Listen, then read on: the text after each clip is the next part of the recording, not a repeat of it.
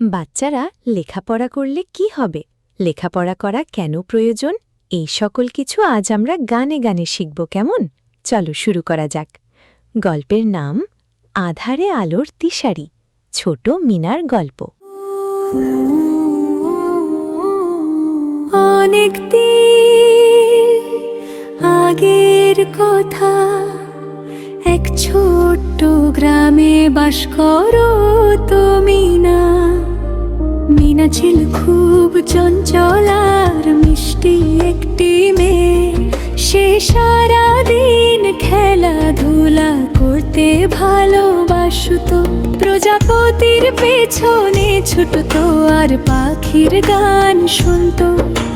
কিন্তু যখনই পড়ার বই সামনে আসতো, মিনা কেমন যেন উদাস হয়ে যেত। তার কাছে অক্ষরগুলো ছিল যেন অচেনা জালের মতো। মিনার মা বাবা তাকে সব সময় লেখাপড়া করতে বলতেন। তারা বলতেন, মিনা লেখাপড়া করলে তুমি অনেক কিছু জানতে পারবে, তোমার জীবনে আলো আসবে। কিন্তু মিনা তখনও তাদের কথা ঠিক মতো বুঝতো না। সে ভাবতো খেলাধুলা করলেই তো জীবনটা মজার হয়, বই পড়ে কি হবে। একবার গ্রামে একটি বড় মেলা বসেছিল। মেলায় অনেক নতুন নতুন খেলনা, মজার মজার খাবার আর সুন্দর পোশাক এসেছিল। মিনা খুব খুশি হয়েছিল মেলা দেখতে গিয়ে। মেলায় একটি জায়গায় কিছু নতুন ধরনের বীজ বিক্রি হচ্ছিল। দোকানি বলছিল, এই বীজগুলো লাগালে খুব সুন্দর আর সুগন্ধি ফুল হবে, যা আগে কেউ দেখেনি। মিনা সেই বীজগুলো কিনতে চাইল, কিন্তু দোকানি একটা শর্ত দিল। সে বলল, এই বীজের প্যাকেটটি খুলতে হলে একটি বিশেষ ধাঁধার উত্তর দিতে হবে। ধাঁধাটি একটি চিরকুটে লেখা আছে, কিন্তু তা পড়তে হলে অক্ষর জ্ঞান থাকতে হবে।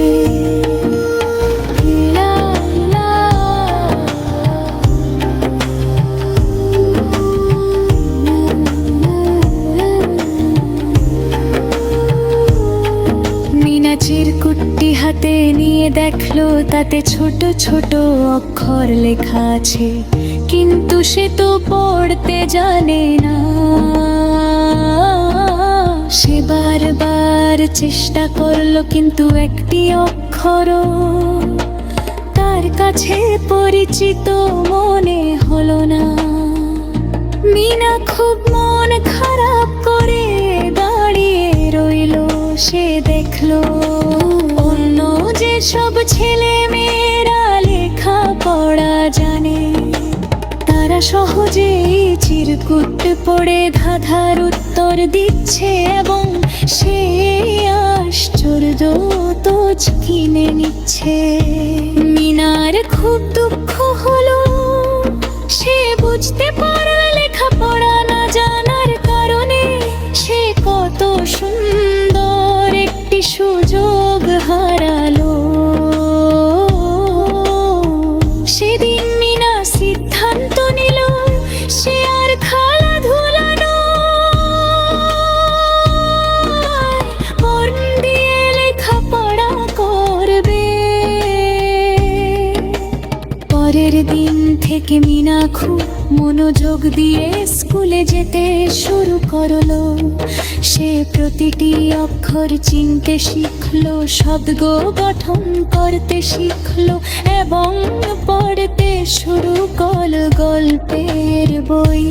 তার কাছে বইগুলো আরো চেনা জাল মনে হতো না, বরং মনে হতো গেলের নতুন নতুন জানালা। কিছুদিন পর গ্রামের প্রধান ঘোষণা করলেন, একটি নতুন নলকূপ বসাতে হবে, কারণ পুরনো নলকূপটি নষ্ট হয়ে গেছে। কিন্তু কোথায় খনন করলে সবচেয়ে বেশি পানি পাওয়া যাবে তা কেউ বুঝতে পারছিল না। গ্রামের বয়স্ক ব্যক্তিরাও বিভিন্নভাবে চেষ্টা করে ব্যর্থ হলে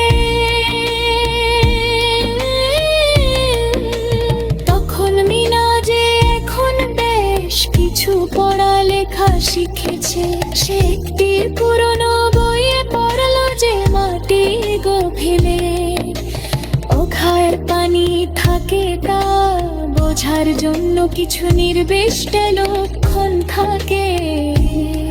সে বই থেকে জ্ঞান দিয়ে গভীর প্রধানকে জানান যে একটি বিশেষ স্থানে খনন করলে প্রচুর পানি পাওয়া যায়।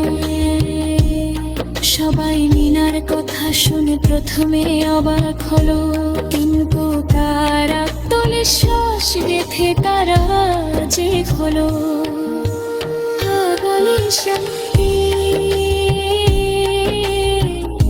মিনা যে খোল গড়েছিল সেখানে খনন প্রচুর বিশুদ্ধ পানি বেরিয়ে গানে সবাই মিনার বুদ্ধির প্রশংসা করলো।